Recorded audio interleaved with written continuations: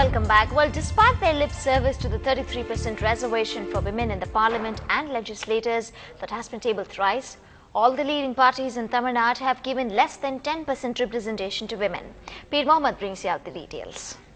The ruling DMK has fielded 11 women candidates, that is less than 10% of all the candidates. The main opposition party, AIADMK, has fielded 12 women candidates, a mere 7.5% of the 160 candidates it is fielding. Vijayakant's DMDK has nominated only 2 women, that is less than 5% of its 41 candidates. Only 5 women have been given a ticket by the Congress in its 63-strong list. CPM has given opportunity for 2 women sitting MLAs, Balabharti and Lima Rose. He has always worked for the upliftment of the women. As you could always see, he's been fighting all along for the 33% reservation of women.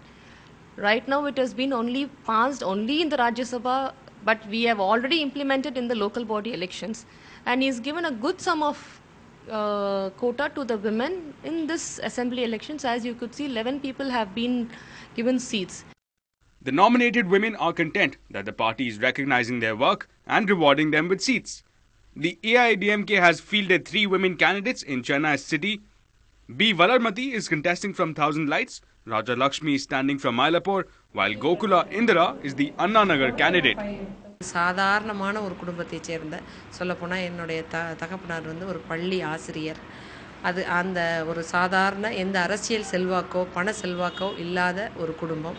கோகுலேந்திராங்கிற ஒரு விசுவாசிக்கு நிச்சயமாக ஜெயிக்க வைக்க முடியும். வாக்குகள் அனைத்தும் புரட்சி தலைவர் அவர்களுடைய செல்வாக்கு, புரட்சி தலைவி அம்மா அவர்களுடைய செல்வாக்குங்கிறத நம்பி இன்னைக்கு இந்த வாய்ப்புகள் கொடுத்திருக்காங்க. One thing is very clear. Unless there is a law to ensure women's reservation in the parliament and assemblies, chances of a significant representation of women in legislatures will remain a dream. In Chennai, with Peer Mohammed, this is Ashmit Kumar for NDTV Hindu. And arch rivals Lalita and Karunanidhi have hit the campaign trail, crisscrossing the summer, beating the summer heat. But while they have set a mellow tone, it's the star power of the two parties who are taking on each other, putting up a grand show of political battle. The funny man of Collywood and a star campaigner for DMK, Vadivelu, is in a spot of trouble. The Thiruvarur police have filed a complaint against the actor for launching a scathing attack against the DMDK.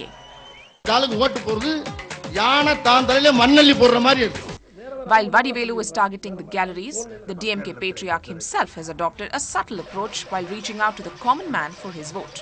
The grand old man of Tamil Nadu politics, renowned for his rich satire, has so far been rather subdued in his speeches towards arch-rival J. Jayalalitha. நான் அவர்களை எதிரி என்று கூற மாட்டேன், எதிர்ப்பாளர் என்று கூற மாட்டேன். என்னை பிடிக்காதவர் என்ற முறையிலே மாத்திரம் நான் அவர்களை அறிவேனே தவிர, நம்முடைய தம்பி திருமாவளவன் குறிப்பிட்டதைப் போல எதிரி என்றோ பகைவர் என்றோ சொல்ல நான் விரும்பவில்லை. என்னை பிடிக்காதவர் அவ்வளவுதான். However, Amma, known to be a fiery and informed speaker, ready to take on the opposition, has also been circumspect. While rallying in Perambalur, the home ground of the former telecom minister A. Raja, she refrained from making any reference to the 2G scam. Clearly, in the early stages of campaigning, we are seeing a more mellow Karunanidhi and Jayalalitha. We have not witnessed much mudslinging in public by either of them, even if Vadivelu seems to have turned a scriptwriter in Thiruvarur in the hope of raising a few laughs. Bureau Report, NDTV Hindu. And in an absurd scene on the road, a car seemingly belonging to an election observer was found to be sporting the red beacon. Our senior correspondent Peer Mohammed, in fact, spotted that Toyota Innova with a Trichy number plate using the beacon near the Madhya Kailash junction this evening. Remember, as per the directions of the Madras High Court, the election observers do not come under the category that is eligible to use the red beacons. The passengers of the vehicles had reserved reservations about being videographed, confirming our doubts that the name of the election observer may be misused by the users of the vehicle. Moving on to some national news now. Well, the high-level India-Pakistan talks have begun in New Delhi. The Home Secretaries of the two countries, G.K. Pillai and Kamar-uz-Zaman, are meeting. This is the first planned bilateral meet since the 26/11 attacks, and at the top of the agenda are reducing trust deficit.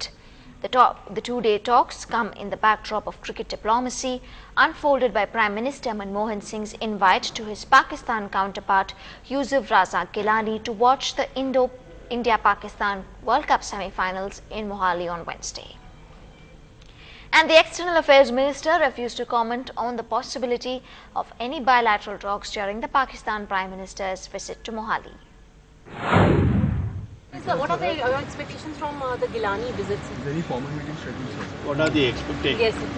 Yes. The expectation is that India is going to win day after tomorrow's cricket match. And moving on to this, Supreme Court will take up the issue of black money today. The issue before the court is whether to set up a special investigation team to probe the issue.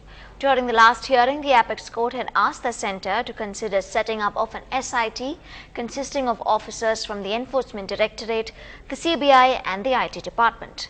The centre is expected to respond to this in the court as well. And also in the Supreme Court today was the Hassan Ali case.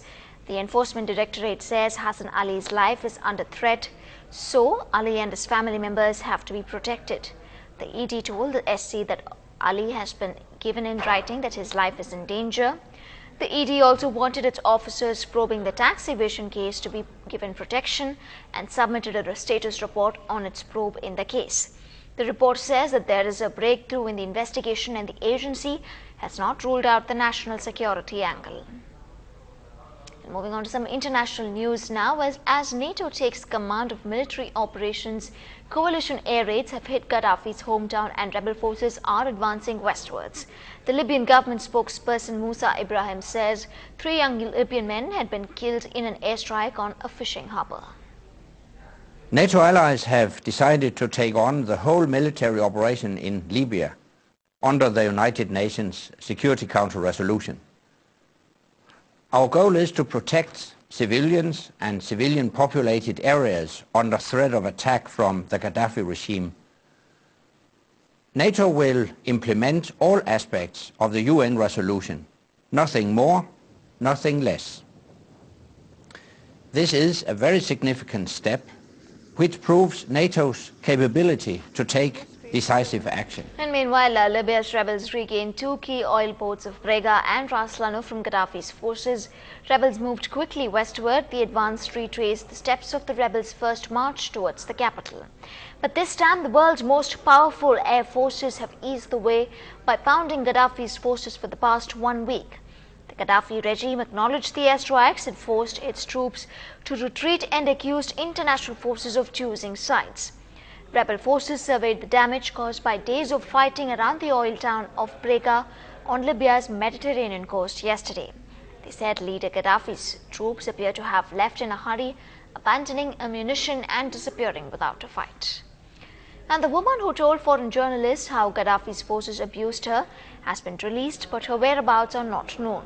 She claimed that she was stopped by Gaddafi's forces at a checkpoint, abused and then led away to be gang raped by 15 men. But while she was narrating her story, the government minders in plain clothes stormed the hotel and dragged her out. The government spokesperson Musa Ibrahim said her case is being investigated. This is widely seen as an indication of the crackdown on dissenters ordered by the defiant Gaddafi. Let's now take a quick look at how gold and silver traded today. Here are the closing bullion rates.